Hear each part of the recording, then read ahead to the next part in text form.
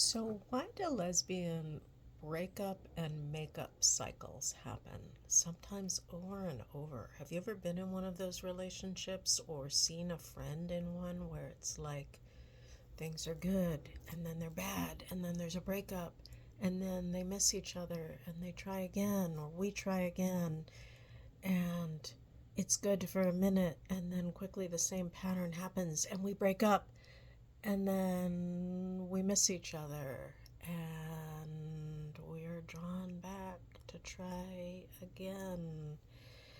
And wow, I mean, these cycles are like a gymnasium for the heart, but not necessarily the healthy kind. It can be so exhausting. And yet, there is something beautiful about it because the fact that we are drawn to try over and over and over again is evidence of how deeply we want to love and be loved.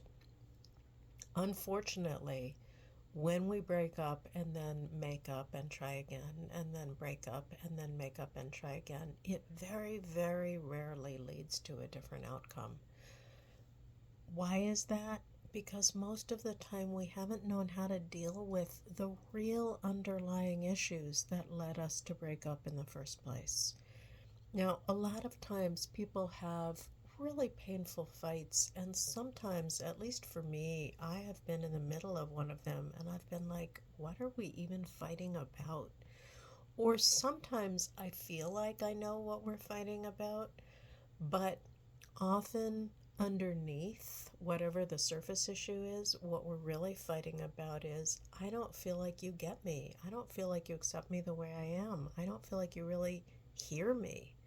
And almost always the other person feels the exact same way. And so, usually, what is behind these breakup cycles is that we're both feeling misunderstood, not seen, not heard, not accepted the way we are. But there's also something unresolved, and we just keep hoping that it'll turn out differently the next time. But you might have heard the Einstein quote that doing the same thing over and over again and expecting a different outcome is the definition of insanity, or at least one of them. So, what can we do differently? That is part of what I want to cover in the upcoming Lesbian Attachment Healing class. If you're not familiar with the Conscious Girlfriend Academy yet, it is actually the leading global resource helping lesbians and queer women and adjacent queer people date wisely and love well. And as part of that process, we decode the interactions that we have day in and day out that leave one person feeling often starved for attention and connection and leave the other person feeling overwhelmed, needing more space, trying to back away, which of course leaves this person feeling, even more frantic, which leaves this person backing away even further. Very often, it is these underlying dynamics that cause the breakups. And then there's a temporary reset because we miss each other and we're like, well, the person that needed space has finally gotten their space, and the person that needed more closeness has finally, tolerated a little bit more the separation. And then it feels like, okay, we can make it work differently this time.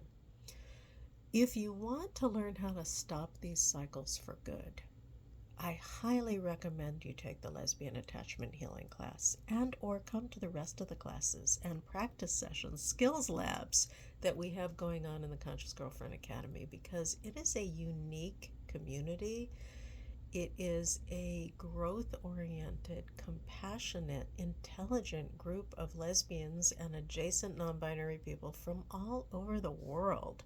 US based, most in the US, but in our last class we had participants from 10 countries. And we have conversations and practice sessions in the Academy that I don't think exist anywhere else in the lesbian and queer world. So if your heart needs help, check out the Conscious Girlfriend Academy and the upcoming lesbian attachment healing class, and like and subscribe to this channel, and also share it with the other people you know, because together we can do it differently. You can have the love you want. It just takes learning how. See you soon.